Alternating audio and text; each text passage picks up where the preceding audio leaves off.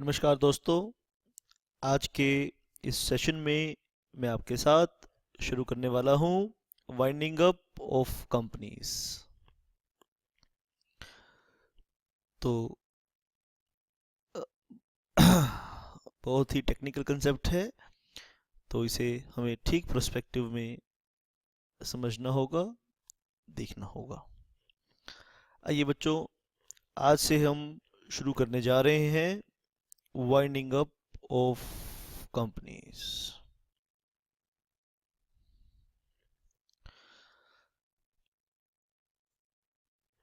शुरू में कुछ कंसेप्ट्स हम सीखेंगे। शाबाश। तो सबसे पहले बात हम सीखेंगे डिसोल्यूशन और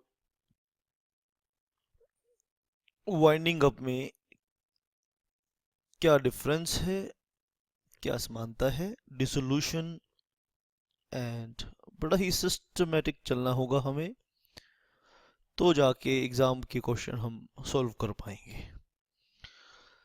दूसरी चीज है इंसॉल्वेंसी और वाइंडिंग अप में क्या डिफरेंस है, क्या ये दोनों एक होते हैं। इंसॉल्वेंसी एंड वाइंडिंग अप, एक आपको ये कंसेप्ट बढ़िया से पता होना चाहिए। तीसरी चीज है मोड्स ऑफ वाइंडिंग अप।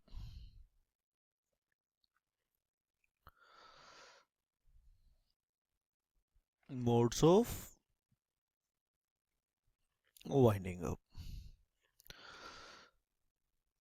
चौथी चीज हम इसमें सीखेंगे, बेसिक्स की बात कर रहे हैं अभी, वाइंडिंग अप के बेसिक्स की। कॉन्ट्रीब्यूटरी। कॉन्ट्रीब्यूटरी कौन कौन होंगे, कंट्रीब्यूशन कौन कौन लोग करेंगे वाइंडिंग अप के समय पर। ये चार बेसिक कंसेप्ट्स हैं। पहले इनके बारे में अच्छे से जान लें और फिर हम इस कंसेप्ट को सेक्शन वाइज डिटेल में देखेंगे। अच्छा बच्चों, वाइंडिंग अप को पढ़ रहे हैं तो यहाँ तीन चार कंसेप्ट्स हैं। ये तीन चार कंसेप्ट्स का उलझा हुआ ताना बाना है। शाबाश बेटा। देखो, एक इसमें कंसेप्ट है रिजोल्यूशन। रिजोल्यूशन का मतलब आप सब लोग जानते हैं। दूसरा इसमें कंसेप्ट है वाइंडिंग अप।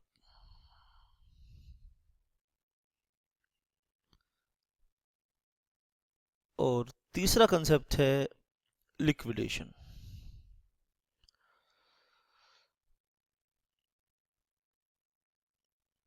राइट। एक कंसेप्ट है इंसॉल्वेंसी।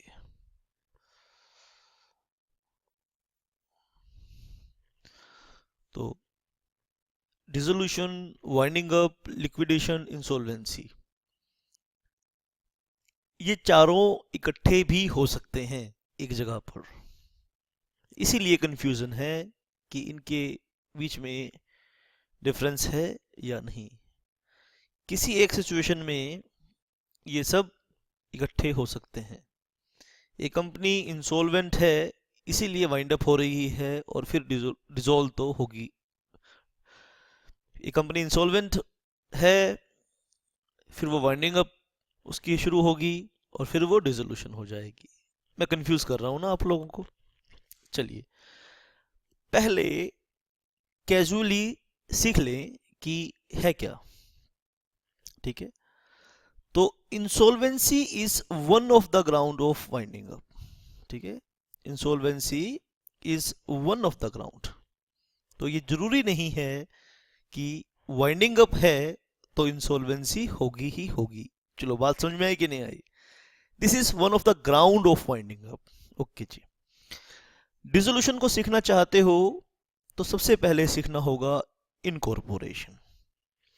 हम क्या करते हैं, हम कंपनी की लाइफ के बारे में बात करते हैं। ठीक है। कंपनी की लाइफ कहाँ से शुरू होती है? आइए इस चीज को सीखें। कंपनी की लाइफ शुरू कहाँ से होती है? ठीक है, कमेंसमेंट सर्टिफिकेट ऑफ, ठीक है, रजिस्ट्रेशन, जो सर्टिफिकेट मिलता है रजिस्ट्रेशन का, वहां से लाइफ शुरू होती है। तो पहले कंपनी को मिलता है certificate of incorporation.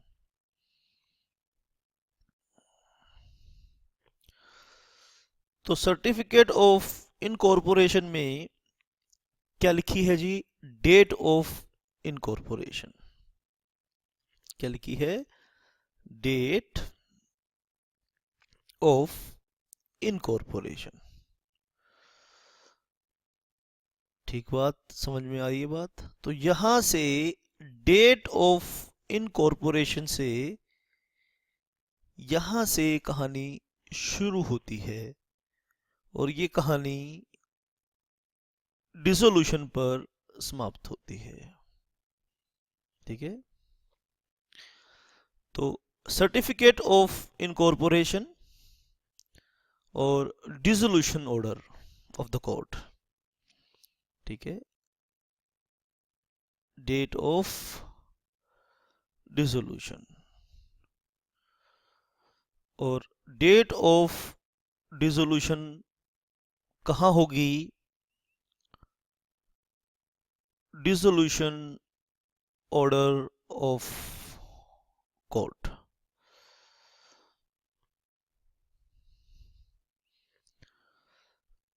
Dissolution order of court पर ये सिलसिला खत्म हो जाएगा।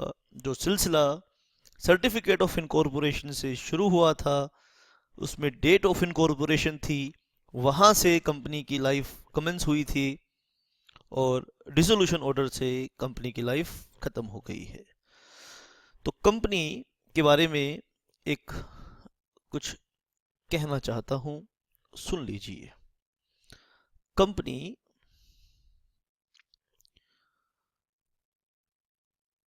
ठीक है is a child of law. Company is a child of law.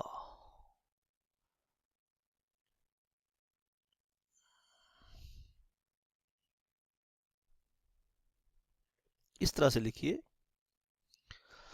Company being a child of law, child of law could only be dissolved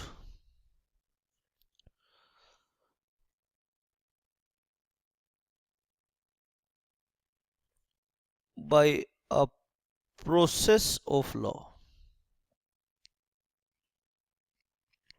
तीन बातें कंपनी की याद रखनी है। कंपनी लॉ से तो पैदा होती है, लॉ से ही चलाई जाती है और लॉ से ही डिसॉल्व होती है। कोई आर्बिट्री डिसीजन से, किसी अफसर के फैसले से, किसी बड़े व्यक्ति के फैसले से, कुछ लोगों के फैसले से कंपनी बनती नहीं है। कंपनी को लॉ क्रिएट करता है और कंपनी को लॉ ही डिसॉल्व करता है। तो डिसोल्यूशन और इनकॉर्पोरेशन का कंसेप्ट हमें समझ में आया। अब बच गए इंसॉल्वेंसी। इंसॉल्वेंसी जहां होगी वहां पे वाइंडिंग अप हो जाती है। अब सवाल उठता है कि इन दोनों तारीखों के बीच में, तो इसका मतलब वाइंडिंग अप और डिसोल्यूशन एक चीज है। तो सर वाइंडिंग अप कहां प्लेस होगी? इन दोनों तरीकों के बीच में एक डेट होगी, उस डेट को हम बोल देंगे वाइंडिंग अप।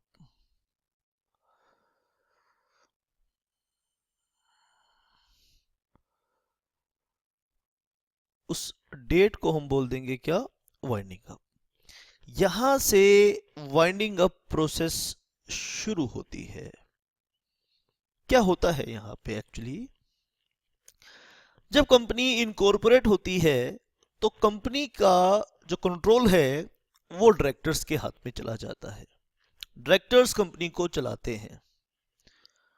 लेकिन जब कंपनी का वाइंडिंग अप स्टार्ट होता है, अब यहाँ पे सवाल उठता है कि कंपनी का वाइंडिंग अप स्टार्ट कैसे होता है।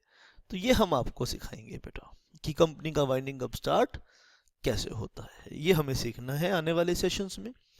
तो मान लीजिए कुछ ग्राउंड्स होते हैं, उन ग्राउंड्स को फॉलो करके, उन ग्राउंड्स का को अनुसरण करके हम कंपनी का वाइंडिंग अप स्टार्ट करते हैं।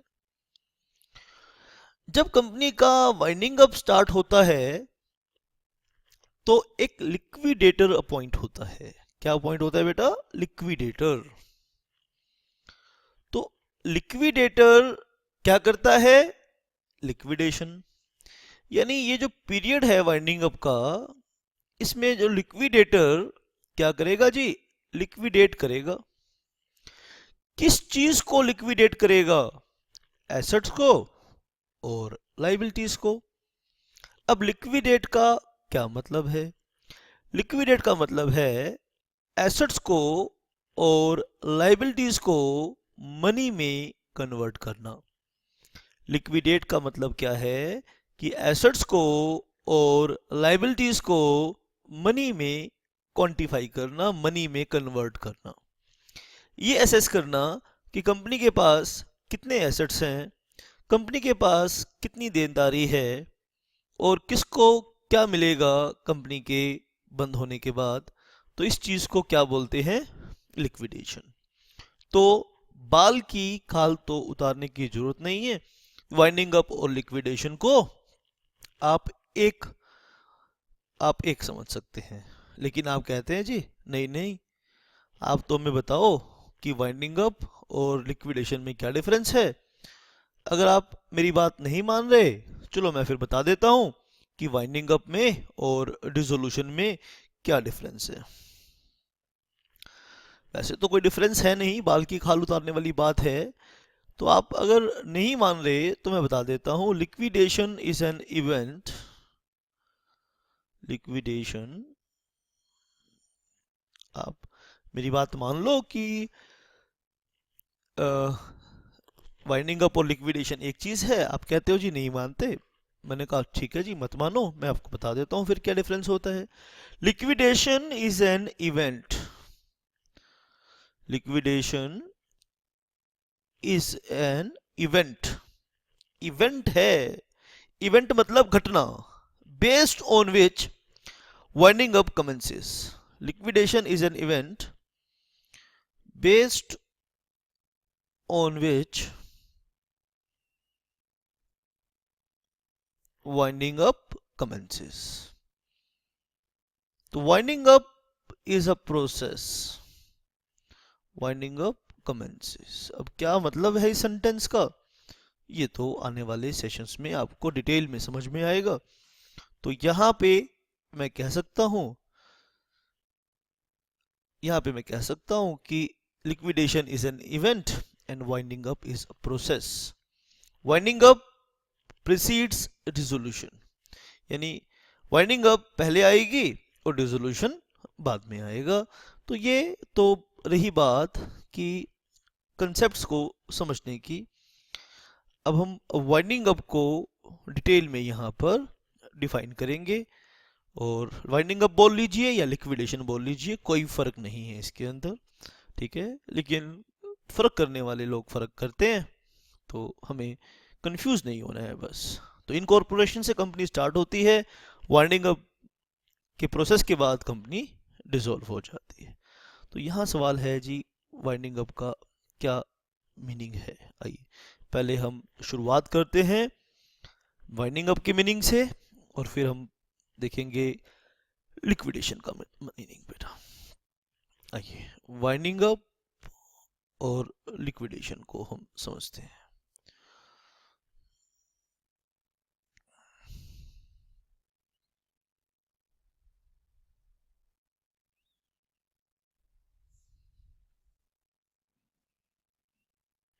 शाबाश। चलिए फर्स्ट पॉइंट हम इसका सीखेंगे, वाइंडिंग अप लिक्विडेशन। एक चीज मैंने बोला ये एक ही चीज है, वाइंडिंग अप लिक्विडेशन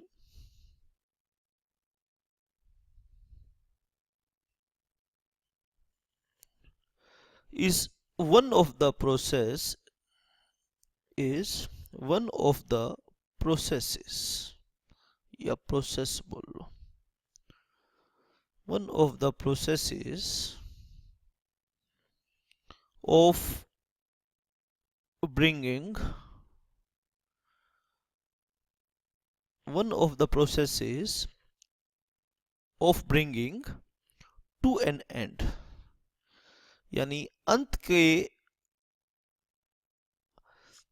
अंत में कंपनी का अंत होगा, इसके लिए winding up is one of the process.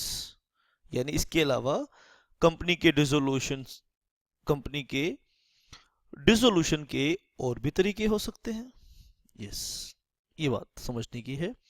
Winding up बोल लीजिए या लिक्विडेशन बोल लीजिए, is one of the processes of bringing, processes word use कर रहे हैं यहाँ पे, ध्यान देना है आपने, is one of the processes, यानी कंपनी के डिसोल्यूशन के और भी कंसेप्ट हो सकते हैं, जैसे merger, section 394, merger is one of the concept, striking off under section 560 is the other concept, and winding up is the other concept. तो यहाँ जो प्रोसेसेस है, ये मर्जर हो सकता था, ये स्ट्राइकिंग ऑफ हो सकता था, और ये वाइंडिंग अप हो सकता है। तो वाइंडिंग अप यानी liquidation is one of the processes of bringing to an end. किस चीज का एंड कर रहे हैं जी? End the life of company, the life of company, यानी कंपनी की लाइफ को एंड करने के लिए जो प्रोसेस चलाया जाएगा, तो उसे क्या कहा जाएगा? Winding up. शाबाश बेटा। It is a process, winding up is a process, it is a process, it is a process, it is a process in which it is a process in which क्या करेंगे जी इसमें हम? पहली बात सुन लो ध्यान से, the management of the company, the management of the company, सुन लो ध्यान से, लिख लो, साथ में लिखोगे नहीं, ठीक है बेटा। कंपनीज अफेयर तो समझ में आएगा नहीं। Companies affairs is taken of out of its directors hands, taken of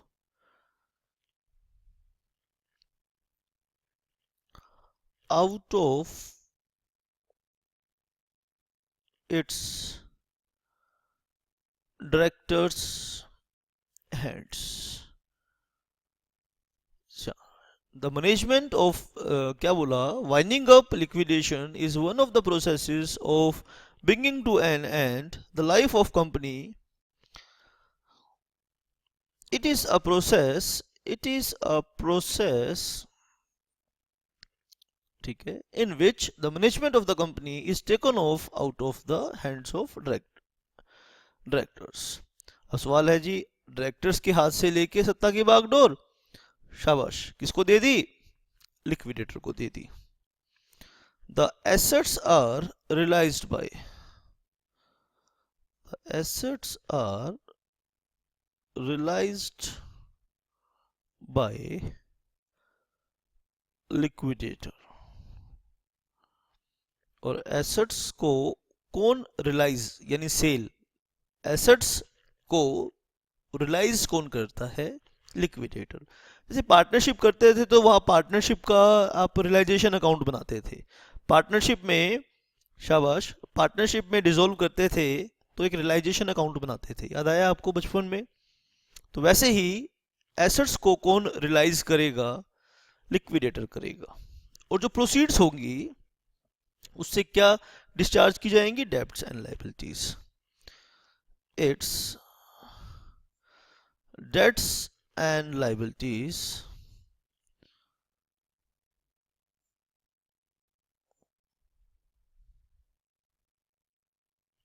its debts and liabilities are paid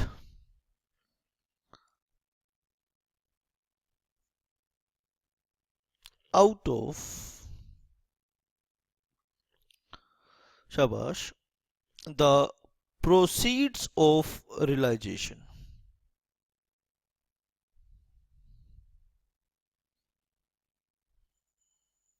The proceeds of realization. Shabash beta. The assets, its debts and liabilities are paid out of the proceeds of the realization. जो realisation से पैसा वसूल होगा उसमें से वो पैसा पे कर दिया जाएगा। The balance left, the balance अगर बच जाएगा, left is returned to actual owners and those are its members. Return to its members यानी इक्विटी शेयर होल्डर्स को पैसा वापस दे दिया जाएगा। शाबाश बेटा। आइए आगे इसे हम